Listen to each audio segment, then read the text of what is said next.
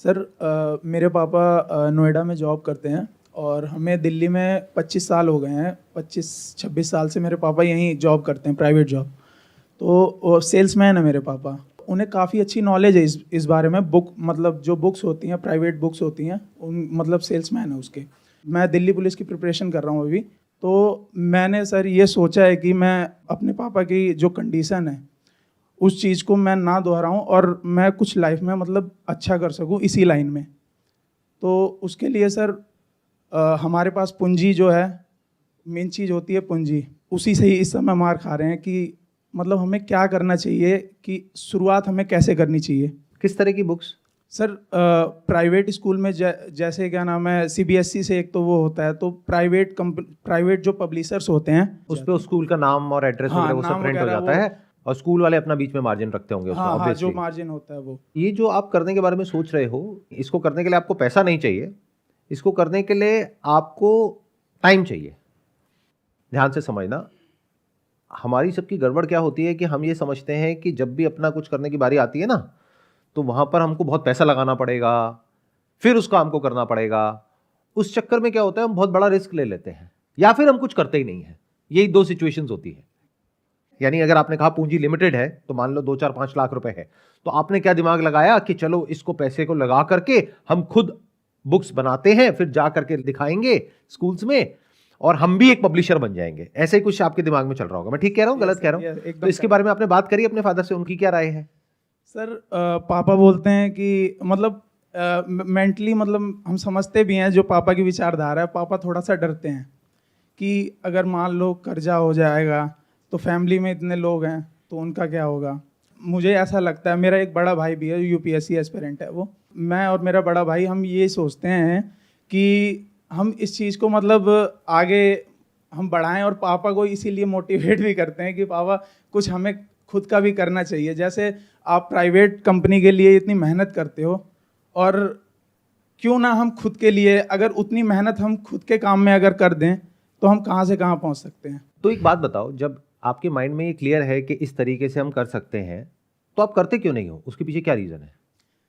Sir क्योंकि अभी आप खुद दिल्ली पुलिस की तैयारी कर रहे हो, राइट? मेरी एज जो है कि 23 साल कंप्लीट हो चुकी है। तो 25 साल तक इसमें मतलब एलिजिबिलिटी होती है। तो ये मेरा आखिरी अटेम्प्ट है इसमें। तो मैं ये सोचता हूँ कि मेरा अभी एग्ज़ाम है, 14 तारीख से स्टार्ट है दिल्ली पुलिस कांस्टेबल का।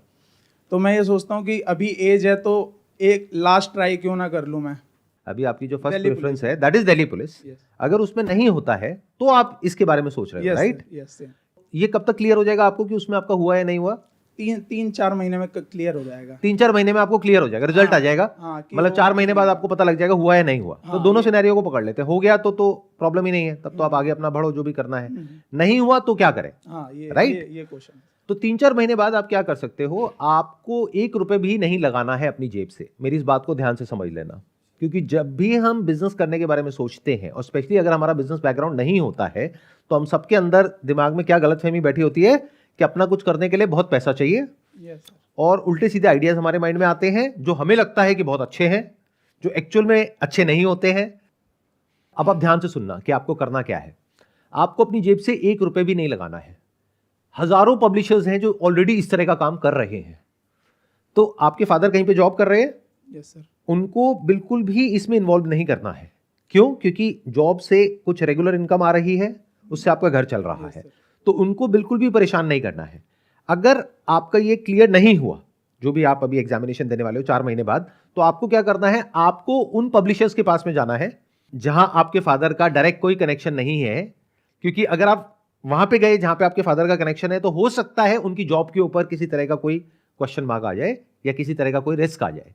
करेक्ट। वो कंपनी बोलेगी कि नहीं, जब आप जॉब कर रहे हो तो आप ये कैसे कर सकते हो।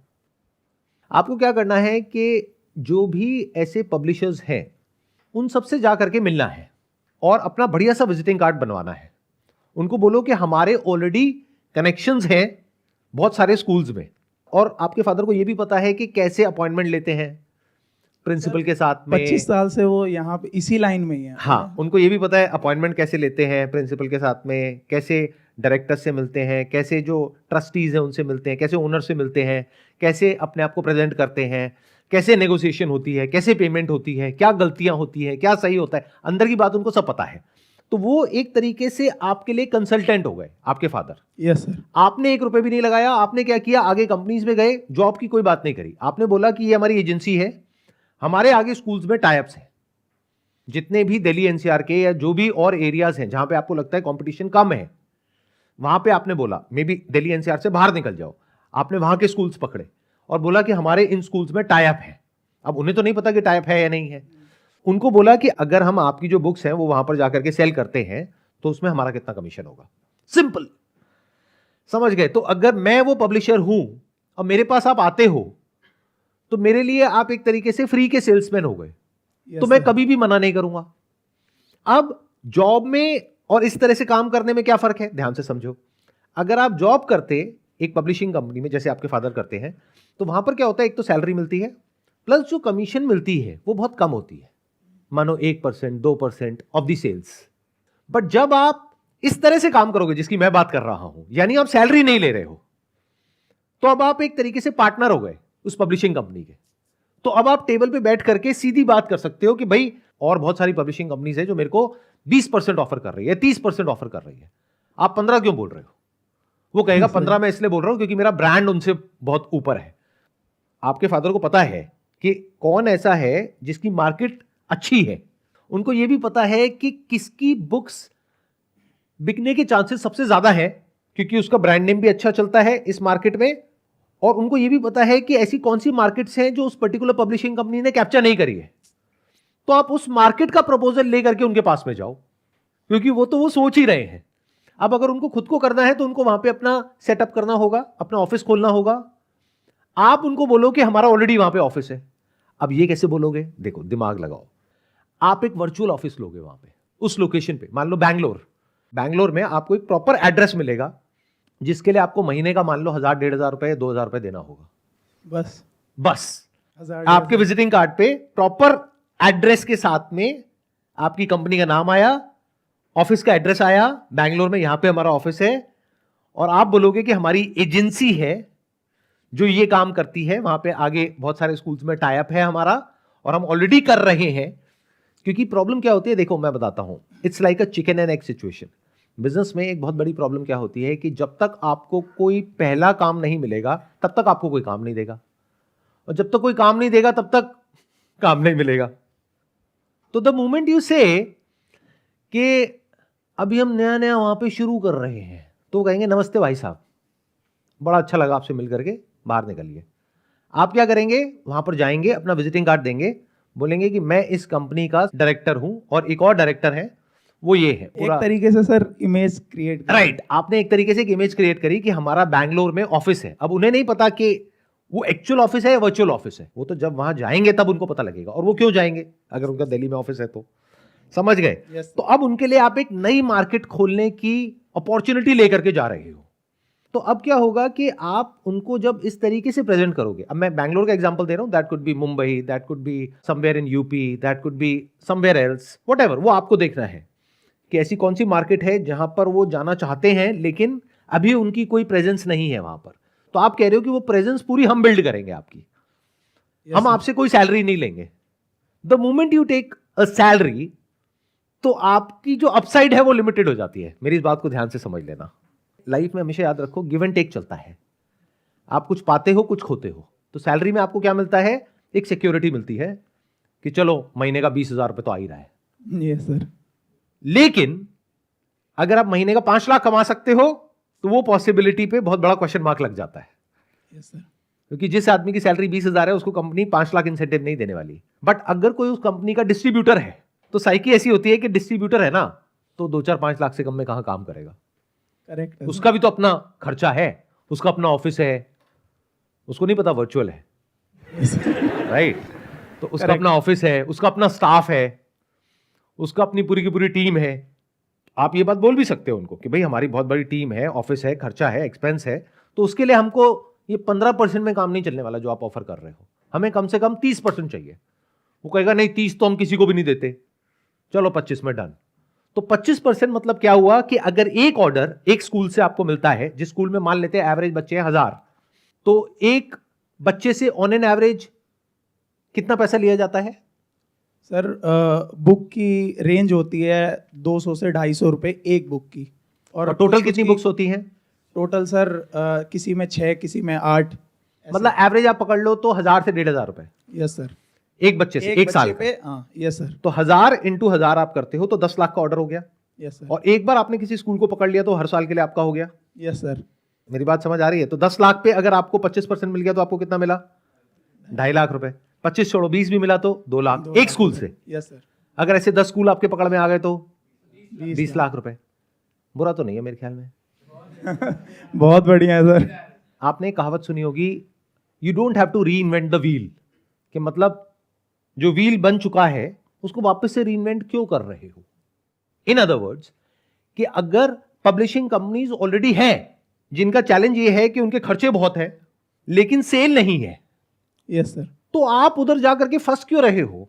यानी कि अपनी खुद की पब्लिशिंग के चक्करों में क्यों फंस रहे हो? क्यों पैसे लगा रहे हो? जिन लोगों ने पैसा लगाया हुआ है ऑलरेडी और वो फंसे हुए हैं, उनको चाहिए सेल। Yes sir. आपके भी फादर का जो एक्सपर्टीज है वो है सेल्स। करेक्ट। तो उसी पे फोकस करो। प्रोडक्शन, मैन्युफैक्चरिंग, प्रिंटिंग, पैकेजिंग, ये सब किसी और पे छोड़ दो, उस इंसान पे जो वो काम पिछले 20-30 साल से कर रहा है। Yes sir. खुद इन चक्करों में पड़ो ही मत। आप सीधा सीधा काम करो कि भाई हम आपके रिप्रेजेंटेटिव हो गए इस एरिया में। और सर ये मेन चीज़ ये है, एक बार कोई पार्टी जुड़ जाती है तो फिर वो 5 से 10 साल, अभी तक पापा के कांटेक्ट में कुछ कुछ मतलब ऐसी पार्टियां भी हैं जो 5-5 साल से अभी तक पापा से जुड़े हुए हैं। वो ऐसा ही होता है, क्योंकि जब तक उनको आपसे कोई प्रॉब्लम नहीं होगी या जब तक कोई बेटर ऑल्टरनेटिव नहीं मिलेगा तब तक वो आपको नहीं छोड़ेंगे। और प्लस क्योंकि अगर यहां पर आपका अच्छा खासा मार्जिन है और आप उस कंपनी को बिजनेस दे रहे हैं तो पीछे से वहां से सपोर्ट भी मिल सकता है। वो कंपनी भी बिजनेस नहीं छोड़ना चाहेगी ना। अब आपको पहले ये भी समझना होगा कि जिस मार्केट में आप जा रहे हो, मान लो यूपी में, बिहार में, कहीं पर आप जा रहे हो और अपना इस तरीके से नेटवर्क बना रहे हो स्कूल्स का, तो आपको समझना होगा वहां की मेंटालिटी क्या है। जैसे कोई पर्टिकुलर मार्केट हो सकती है, वहां की मेंटालिटी हो सकती है कि भाई हमको क्वालिटी बहुत अच्छी चाहिए। Yes sir. कहीं की हो सकती है हमको कॉस्ट बहुत कम चाहिए। तो अब ऐसे किसी पब्लिशर को ढूंढो जो सबसे कम कॉस्ट में सबसे बढ़िया काम करने के लिए एक्सपर्ट है, उनके साथ टाइप कर लो, ऐसे 2-4 प्लेयर्स के साथ में। तो हमेशा याद रखो कि जब बिजनेस करना है शुरू, तो इस तरीके से करो कि जो भी आपके पास में एक्सपीरियंस है, एक्सपर्टीज है, उसको कनेक्ट करो। यानी कि आपके फादर का एक्सपीरियंस, एक्सपर्टीज, यस सर, वो कनेक्ट हो गया। पैसा ना के बराबर लगाओ। इसमें पैसा आपका कुछ भी नहीं लगा, सिर्फ एक वर्चुअल ऑफिस का लगा 1000-1500 रुपए महीना प्लस विजिटिंग कार्ड्स का लगा, बस। बाकी आपके ऊपर है कि आप कितने कॉन्फिडेंस से बात कर सकते हो। Yes sir. उसमें आपको आपके फादर ट्रेन कर सकते हैं। सर उसके लिए बड़ा भाई है, तो बड़े भाई के पास में भी बीच बीच में टाइम होगा तो आप दोनों साथ भी जा सकते हो। सर उसकी Publishers से मतलब मिलने। इंग्लिश और मतलब फ्लुएंट उसकी अच्छी है, तो जो बड़े बड़े स्कूल हैं तो उसके लिए वो भी रेडी है। मतलब आप दोनों कर सकते हो और ये काम आप पार्ट टाइम पे भी कर सकते हो, क्योंकि कोई जॉब नहीं है ना। तो साथ साथ में अपनी आप तैयारी कर सकते हो। Yes sir. आपके भाई भी अपनी तैयारी कर सकते हैं और साथ साथ में ये भी कर सकते हैं। जब ये काम चल जाएगा तो बाकी सब छोड़ के इस पे और ध्यान लगाओ। आपको मिला, सॉल्यूशन मिला? सर बहुत अच्छा सॉल्यूशन मिला। Wish you all the best. Thank you.